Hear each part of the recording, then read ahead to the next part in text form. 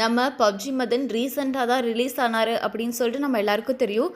அந்த photos and வீடியோஸ்லாம் social மீடியாவில் செம்மையாக ட்ரெண்ட் ஆகிட்டு இருந்தது இல்லையா? அதை தொடர்ந்து பப்ஜி மதன் எப்போ யூடியூபுக்கு வருவார், எப்போ பேசுவார் அப்படின்னு வெயிட் பண்ணிட்டு இருந்த நிலையில தான் இப்போ ஒரு விஷயம் நடந்திருக்கு. அதாவது ஒரு யூடியூபர் கேட்குற கேள்விக்கெல்லாம் நம்ம பப்ஜி மதன் பதில் சொல்லியிருக்காரு. அதில் பார்த்தோன்னா ஜெயிலில் என்ன மாதிரியான கஷ்டங்கள்லாம் பட்டார், இப்போ ஹெல்த் கண்டிஷன் எப்படி இருக்குது, அந்த மாதிரியான பல கொஸ்டின்ஸ்க்கு நம்ம பப்ஜி மதன் ஆன்சர் பண்ணியிருக்காரு. அந்த ஆடியோவை இதில் ஃபுல்லாக கேளுங்க. ஐயோ என்ன பேசுறதுனே தெரிலண்ணா. ஆக்சுவலா உடம்பு சரியில்லை, கொஞ்சம் இப்பதான் வேற வந்தேன், அதனால. அண்ணா உங்ககிட்ட வந்து பார்த்தீங்கன்னா இவங்கெல்லாம் சில கேள்விகள் கேட்டு வச்சுருக்காங்க, ரொம்ப நாளாக கேட்டுட்டு இருக்காங்க. இப்பயும் வந்து பார்த்தீங்கன்னா அந்த கேள்விக்கு தான் வருது. நீங்கள் அதுக்கு மட்டும் கொஞ்சம் ஆன்சர் பண்ணீங்கன்னா கொஞ்சம் நல்லாயிருக்கும். ஓகே, ப்ளீஸ் அவங்களோட சார்பாக கேட்குறேன். எதுவும் ரொம்ப பயங்கரமா வந்து இந்த கோமாளித்தனமான கொஸ்டின்ஸ்லாம் வேணாம். Because we went to what is next stage of life. So அதனால ஓகேண்ணா. கேளு. இல்லைண்ணா, இப்போ எல்லாம் ஃபஸ்ட்டு என்ன கேள்வி கேட்டாங்கன்னா, மதன் ப்ரோ எப்போ வெளியே வருவார்னு கேட்டாங்க. நீங்கள் வந்துட்டீங்க, ஓகே, ஹாப்பி. எல்லாருக்குமே ஹாப்பி. எல்லாருமே சந்தோஷமாக தான் இருக்காங்க. அது நீங்கள் பார்க்கும்போதே உங்களுக்கே தெரிகிறது. நானே வருவேன்னு சொல்லிட்டு தானே போனேன், நான் எது தப்புமே பண்ணல. அதனால எனக்கு நல்லாவே தெரியும் நான் வருவேன்னு. பிகாஸ் நான் எது பண்ணலையேடா. ஓகே. ரெண்டாவது கேள்வி, உங்கள் ஹெல்த் கண்டிஷன் எப்படி இருக்கு, நீங்கள் எப்படி ஃபீல் பண்ணிட்டு இருக்கீங்க அப்படின்னு சொல்லிட்டு கேட்குறாங்க. அது வந்து அதுதான் கொஞ்சம் லைட்டா நான் வந்து அன்எக்ஸ்பெக்டடா இருந்தது. அது மட்டும் தான். பிகாஸ் 2 years ஆஃப் லைஃப், அந்த லைஃப் ஸ்ட்ரீம் 20 hours பண்ணி அப்பவே உடம்பு கொஞ்சம் பயங்கரமா இருந்துச்சு. அப்புறம் வந்து கரெக்டா அப் அண்ட் டைம்னு பார்த்து இம்ப்ரெசன்மெண்ட், அப்போ நான் அரெஸ்ட் ஆகும் போதே 104 kg சம்திங். ரொம்ப அதுதான் வந்து இது. மற்றபடி வேற அந்த ஹெல்த் இஷ்யூல தான் பயங்கரமா மாட்டிக்கிட்டேன். கான்டிவென்ட் நடக்க முடியாது. ஐயோ, அங்கதான் வச்சாங்க செக்கு அப்படின்ற மாதிரி வச்சாங்க பாரு ஒரு செக்கு. அது கரெக்டா ஃபைனல்ல. ஸோ அதனால ஸ்டில் ஸ்ட்ரகிளிங் ஒன்லி. ஸோ அது ஒன்றும் பிரச்சனை இல்லை. Not big deal. ரெக்கவரிங் இப்போதான். அது வந்து என்ன சொல்றது, என்ன எப்படி சொல்றதுன்னா, லைக் எப்பவுமே நம்புறது வந்து நீதித்துறை தானே. ஸோ அதனால அவங்க தான் அந்த வந்து மெயின்.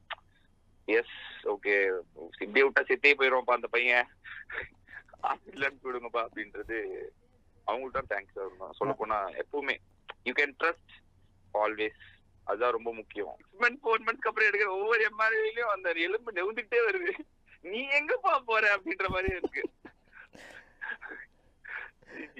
இப்போ வேற இவன் வேற நியூரோ சர்ஜரி வேற எப்போ பண்றீங்கன்னு கேட்டுக்கிட்டே இருக்காங்க. ஆனா நீங்க வந்து அதுக்கு ஒத்துக்கவே மாட்டீங்க. நியூரோ சர்ஜரி பண்ணி நடக்கவே முடியாம பண்ணிட்டாங்க. அதை யோசிக்க மாட்டேங்கிறீங்களே யாரும். பண்ணா உங்களுக்கு நல்லது தானே. நீங்க திருப்பி வந்துட்டு கொஞ்சம் இதுவா லைவ் போடலாங்கல்ல. ஆமா, ஓஹோ அப்படி வரீங்க. நீ வந்து நான் லைவ் போட்டு ஓகே ஓகே ஓகே அது திகார் ஜெயிலா? சரி, ஓகே, பெருமையா இருக்கு. தப்பு பண்ணாம எப்படின்னா புடிச்சு ஜெயில போடுவாங்க. ஓ, அப்ப போன தடவை போட்டதுக்கு நீங்க தப்பு பண்ணி இன்டைரக்டா சொல்ல வரியாடா? போடுற மாதிரி இருக்கு. இல்லண்ணா, அப்படி சொல்லுண்ணா, எல்லா வாட்டியும் அப்படி நடக்காது இல்லண்ணா. Okay G. உங்க அக்கௌண்ட் எல்லாமே டீஃப்ரீஸ் ஆயிருக்கா, இன்னும் அந்த அக்கௌண்ட் ரிலீஸ் ஆகலையா, கார் எல்லாம் வரலையா அப்படின்னு சொல்லி கேட்டுக்கிட்டு இருக்காங்க. ஆமா ஆமா, அது கொஞ்சம் கஷ்டம் தான். அது ஒண்ணும் சரி. இது என்ன பிறந்தவொடனே எல்லாரும் ஆடி ஆரேட்லயே போயிட்டு இருப்பாங்க. கேவலமான ஈச்சர்லயும் போயிருக்கேன். என்ன கோர்ட்டு கூட்டு வரும்போது ஆடி ஆரேட்லயும் போயிருக்கேன். இன்னைக்கு ஓலால தான் கோர்ட்டுக்கு போனேன். அந்த மாதிரி அது ஒரு மேட்ச் கிடையாது. அது வந்துடும். என்ன ஏர்ன் பண்றது ஒரு பெரிய விஷயமா? It's not a big deal. எல்லாத்துக்குமே தெரியும். It's very very easy for me to earn அப்படின்ற போது என்ன இவ்வளவு நாள் உள்ள இப்போ இப்பதான் இனிமேல் தான் ஆரம்பிக்கணும் ஃபர்ஸ்ட்ல இருந்து. அது வந்துருவேன். Not a big deal. Struggling வந்து இப்ப நான் வந்து சொல்லிட்டே இருந்தேன், எப்பா பாசிட்டிவா இருங்க, உங்க லைஃப்லாம் வந்து கிஃப்டட் லைஃப், கனவு வாழ்க்கை, எவ்வளவோ கஷ்டப்படுறாங்க அப்படின்னு சொல்லிட்டே இருந்தேன். எவனுமே நம்பல. அப்ப எல்லாம் சொல்லிட்டே இருந்தாங்க, என்னப்பா நீங்க இப்ப நீங்க என்னப்பா உங்களுக்கு சூப்பர் சாட் வருது, லைவ் வருது, நீங்க ஹையஸ்ட் சப்ஸ்கிரைபர் வச்சிருக்கீங்க, நீங்க அப்படி சொல்றீங்க அப்படின்னு. அப்பவும் அதான் சொன்னேன், வெயில்ல போய் கீழே படுத்துட்டு நடக்கவே முடியாம ஒரே வேலை சாப்பிட்டுட்டு இருக்கிற எல்லா கஷ்டமும் 11 மாசம் தண்ணியே குடிக்காம எல்லாம் இருந்த போது கூட நான் அதான் சொன்னேன், பாசிட்டிவா இருங்க, பி பாசிட்டிவ், உங்களுக்கு எல்லாமே நடக்கும், ஜாலியா இருங்க அப்படின்னு தான் சொன்னேன். அப்ப நான் என்ன மாறிட்டேன்னா, எப்பயும் ஒன்னேதான், எங்க இருந்தாலும் ஜாலி தான், எங்க இருந்தாலும் குஜாலிஸ் தான், நமக்குள்ளதான ஹாப்பினஸ் இருக்கணும். ஸோ அதனால நாட் அ பிக் டீல். சரி, இப்போ உங்க நண்பன் இல்லாம எப்படி மேனேஜ் பண்ணிட்டு இருக்கீங்க? இப்ப என் நண்பன் இல்லாம கொஞ்சம் கடல்ல மேனேஜ் பண்ணிட்டு இருக்கேன். அது வந்து அது இதான் சொல்றேன்லடா, அது நாட் அ பிக் டீல், பாத்துக்கலாம், not a big deal. YouTube carrier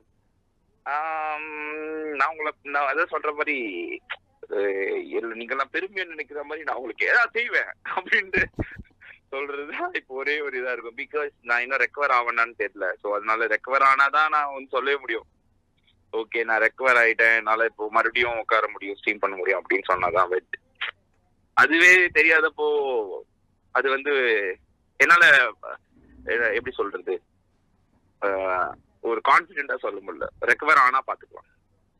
first இப்போதைக்கு ட்ரீட்மெண்ட். பாப்பா பாத்தீங்களா எப்படி இருக்கான் குட்டி மதன் அப்படின்னு சொல்லி கேட்டிருக்காரு. Yeah fine. ஆனா இப்போ எனக்கு பிடிக்காத ஒண்ணுதான், personal is personal, professional is professional. அதனால அதை மட்டும் நம்ம விட்டுருவோமே, அதெல்லாம் நம்ம மறந்துடலாம். சில்லை மல்லி மதன், உங்களுக்கு என்ன மட்டும் தானே பிடிக்கும், என்ன மட்டும் நீங்க தயவு செஞ்சு பேசுங்க, வேற யாரும் வேணாம், பாவம் அவங்களாம். அப்புறம் உங்களுக்கு என்ன தெரியும்.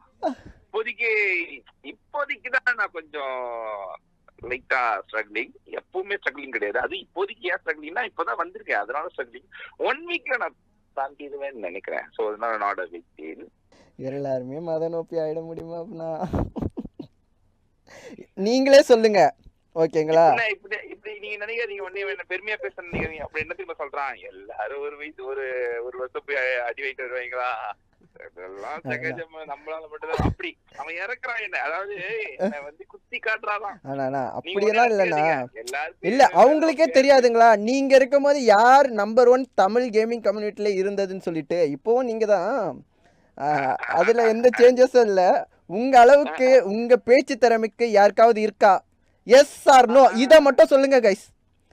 மதன் அண்ணாவோட பேச்சு திறமை அளவுக்கு வேற எந்த தமிழ் ஸ்ட்ரீமர்ஸ் பேசாத நிறுத்து, தயவு செஞ்சு. இப்பவே நோட் பண்ணிருப்பாங்க, ரெக்கார்ட் பண்ணிருப்பாங்க. இப்ப ரெக்கார்ட் பண்ணி, ஓ பேச்சு திறமையில் மதனா குடித்து விட்டார் குடி, அடியோ அடி இடியோ அடி புடியோ புடி, ஆப்கானிஸ்தான் நடந்த அனைத்துக்கும் காரணம் மதன் மட்டுமே அப்படின்றவங்க.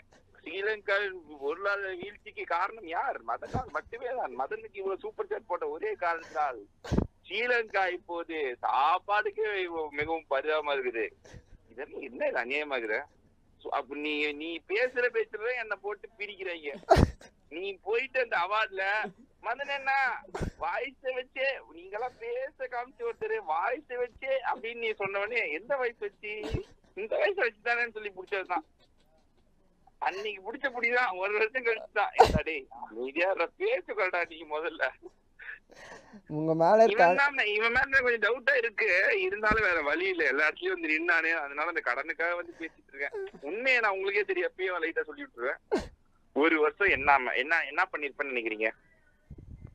லாக் அப் பண்ணிடுவாங்க, யாருமே இருக்க மாட்டாங்க. 5 மணிக்கு லாக் அப் பண்ணாலும் அடுத்த நாள் 6 மணிக்கு தான் திறப்பாங்க. 13 மணி நேரம் என்ன நினைச்சிட்டு இருப்பேன்? இதான் நினைச்சிட்டு இருப்பேன். நேரம் சூப்பர் சேர் வந்துருக்குல்ல. Yes good, very good. நம்மள எவ்வளவு பேர் லவ் பண்ணிட்டு இருந்தாங்கல்ல, சூப்பர். அவங்க பேர்ல என்ன அப்படின்னு எழுதிட்டு இருப்பேன் நானு.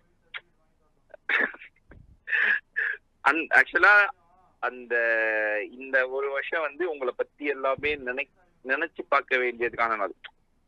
அதனால ஒரு ஃப்ளோல வந்து போயிட்டு இருந்தது போய் இப்படிதான் நமக்கு பண்ணிருக்காங்களா வந்து கேட்பாங்க எல்லாரும். எதுக்கு உங்க மேல இப்படி? நீங்க வந்து அவ்வளவு பெரிய ஆள் இல்லையே. நான் என்ன சொன்னேன்னா அவ்வளவு பெரிய ஆள், என்ன பிடிக்கும், எனக்கு அவங்கள ரொம்ப பிடிக்கும் அப்படின்னு சொல்லிட்டு சிம்பிளா போயிருப்பேன்.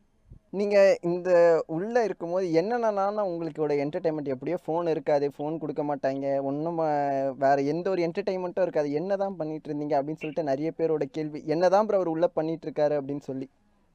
என்னதான் பண்ணிட்டு இருந்தேன், என்ன இது உங்களுக்காக பிரார்த்தனை பண்ணிட்டு இருந்தேன். கொரோனால எங்களை உள்ள போட்டு கொரோனால நீங்க கஷ்டப்படுறீங்களே, நாங்கெல்லாம் சேஃபா இருக்குமே, நீங்க கொரோனா இதா உங்களுக்கு ஆயிருமோ அப்படின்னு சொல்லி உங்களுக்காக கடவுள்கிட்ட வேண்டிட்டு இருந்தேன், தூங்கிட்டு இருந்தேன். அவ்வளவுதான். நாம இப்ப நிறைய பேர் கேட்பாங்க, ஆமா ஒரு பெரிய தியாகி ஜெயிலுக்கு போயிட்டாரு அப்படின்னு. தியாகியோ சாதாரண ஆகும், ஜெயில் தான். அதனால போயிட்டு வந்தா எக்ஸ்பீரியன்ஸ் ஆர் சேம் ஒன்லி. நானும் நிறைய பேர் அவங்க கேட்பாங்க, ஆமா ஒரு பெரிய தியாகி ஜெயிலுக்கு போயிட்டாரு இதா இருக்குது. ஏங்க நான் தியாகியே இல்லைங்க, ஆனா இருந்தாலும் ஜெயில் தானுங்க. அது நிறைய பேருக்கு அது சொல்லி புரிய வைக்கிறது வெரி டிஃபிகல்ட். ப்ரோ இவன் ஏன் எனக்கு மனுல இதெல்லாம் வாங்கி தருவான் ப்ரோ. இந்த மாதிரி பிரிசனுக்கு வெளியே பாத்தீங்கன்னா இந்த கைதிகளால் செய்யப்பட்ட முந்திரி பிஸ்கெட், அப்புறம் இந்த அப்புறம் வத்த குழம்பு இதெல்லாம் பாத்தீங்கன்னா கைதிகளே ப்ரிப்பேர் பண்ணி, வத்த குழம்பு எல்லாம் பாத்தீங்கன்னா லேடிஸ் ஜெயில ப்ரிப்பேர் பண்ணுவாங்க.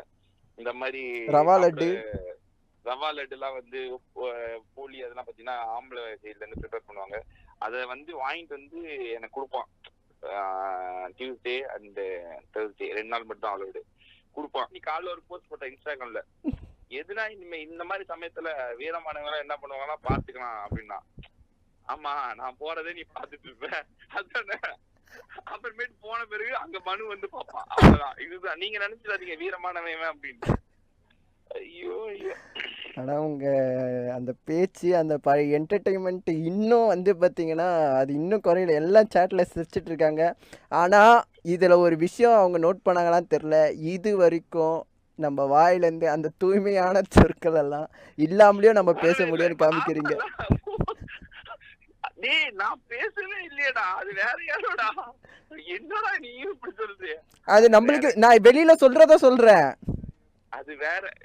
புரியுதா? இவ்வளவு நாள் இந்த 1 மணி நேரம் லைவ் சாட்ல நீங்க சிரிச்சுட்டு தான் இருக்கீங்க. 20,000 பேர் பார்த்துட்டு தாங்க இருக்கோம். தமிழ் மட்டும் தான் பேசிருக்கேன், வேற எதுவுமே பேசலையே. இப்பயும் நீங்க அதிகமா பாத்துறீங்க. அப்ப வெறும் 3000-4000 பேர் பாக்குறீங்க, இப்ப 19,000-20,000 பேர் பாக்குறீங்க. இப்பயும் நான் நார்மலான வார்த்தையில என்ன சொல்றது, வசதி சொற்கள் எல்லாம் என் வாயில இது வரைக்கும் வந்தது இல்ல. அதனால இப்ப நாளைக்கு ஒரு மேடைக்கு போறோம், அதனால வாருங்கள் போங்கள் உட்காருங்கள். சேனல் ஓபன் பண்ணலையாவா சேனல்? இனிமேல் நான் யூடியூபரா இருக்கணுமா ஆசைப்படுறீங்க? Do you want me as a YouTuber? இன்னுமா சீரியஸ்லி? நெக்ஸ்ட் கட்டத்துக்கு போலாம், நெக்ஸ்ட் ஸ்டேஜ். ஆனா இங்க பண்ணதுல முக்காவாசி பேர் நான் இல்லைங்க, இவனுங்க பண்ணதான் என்னை பிடிச்சி. சரி பரவாயில்ல, நான் போறேன்னு கை தூக்கிட்டேன், சிம்பிள். என்னடா அவ்வளவுதான கொஸ்டின்லாம்? ஓகேண்ணா, தேங்க்யூ சோ மச்ண்ணா. பிரைம் மினிஸ்டர் தான் நானு. அது அந்த டைம்ல ஒரு என்ன சொல்றது, அது அந்த சிச்சுவேஷன்ல உங்களுக்கு தெரியும்ல, ஆல்வேஸ் ஆட்டிடியூட் அப்படிதான் இருக்கும் எனக்கு. ஸோ ஏன் நான் பிரைம் மினிஸ்டர் ஆகக்கூடாதா? I will try. ஒரு முயற்சி பண்றேன், தோத்துருவேன், தோக்கலாம், மேபி ஜெயிக்கலாம். ஸோ அதுக்கு ட்ரை. அதுக்கு என்ன, நான் 50 வருஷம் இருக்கு, கவலைப்படாதீங்க. அப்போ த்ரோ அப்படின்னா நீங்க உடனே நம்ம ஆள்றா அப்படின்னு போட்டாலும் போடுவீங்க ஓட்டு. ஸோ அதனால இப்போ அதை பத்தி பேச வேணாம். அதுவா ப்ரோ, இவனுங்க தப்ப ப்ரோ, இவனுங்க சொல்லக்கூடாது. ஐயோ கொச்சி சொல்றது அது ஆபாச வார்த்தையை தவிர்க்கும், ஆபாசத்தை தவிர்க்கும். அதாவது போய் அவார்டு வாங்கடா பப்ஜில ஏதாவது ஒண்ணு. நான் மட்டுமாடா பப்ஜி, தமிழ்நாடு நீங்க தான்டா இருக்கீங்க, போய் பப்ஜி அவார்டை வாங்குடா. போன தடவை நம்மள தான்டா வின்னர்ஸ். அவார்டை திரும்பி வாங்கிட்டாலும் வின்னர்ஸ் தானே. உடுத்த கப்பு நீங்க திரும்பி வாங்கிக்கீங்க, ஆனா கத்தனை கத்தி எங்களுக்கு தானே தெரியும். அதனால அது இல்லைன்னா ஆயிருமா, அந்த வீடியோ காமிச்சா எங்க போக மூச்சு. அது மேட்ச்ல போய் வாங்கடா அப்படின்னா, அண்ணன் லிஸ்ட்ல பேரே வர மாட்டேங்குது, நாங்களும் எவ்வளவு முக்கு நீ என்ன இது புதுசா இருக்கு, முயற்சி பண்ணுங்கடா நீங்களும். சச்சின் போனா கோலி போனா ரிசர்வ் பண்ணிட்டு அப்படி போயிட்டே இருக்க வேண்டியதுதான். சச்சின் போனோம்னா சச்சினே மறுபடியும் வருவாங்க. இந்த மாதிரிதான் வாங்கிடலாம். வேலை எப்படி பண்ணிடலாம் இனிமேல். அவன் கேமிங் அவார்டு நாமளே கொடுப்போம், நாமளே வாங்கிக்குவோம். அந்த காசு இப்ப பாத்திர கட்ட மட்டும் நீங்கன்னு பாத்து வைடா, வாங்கிக்குவோம். பெரிய பாருங்க, 6 உயர கப்பு தான். இந்த மாதிரி தம்மா துண்டு எல்லாம் கிடையாது இனிமேல், 6 உயிர் கப்பு தான். சரியா? டிரான்ஸ்ஃபர்மேஷன் நான் ஒண்ணு பண்ணல ப்ரோ, சோறு சாப்பிடல, வேற ஒண்ணு. 11 மாசம். அது நான் ஆக்சுவலா சொல்லக்கூடாது அப்படின்றது. ஆனா like 1 year not even taking any. வேணாம், அது வேணாம், கான்ட்ரவர்சியா போயிடும். ஸ்வாட் கேட் கேமிங் பாத்தியா ப்ரோ? அதுதான் உங்க வாய்ஸ்ல ஒருத்தர் பேசுவாருன்னு சொல்லியிருந்தல. அதான் அவன் பாத்தீங்களா, அந்த பையன் தான் எல்லா கெட்ட வார்த்தையும் பேசி வச்சிருக்கான். கடைசியில எடிட் பண்ணி என்னைய போட்டு மாட்டி விட்டு அந்த பையனை என்னைக்கு புடிச்சிட்டு போறாங்களோ தெரியல. பாத்துருக்குப்பா தம்பி, எனக்கு புடிச்சிட்டு போயிருவாங்க.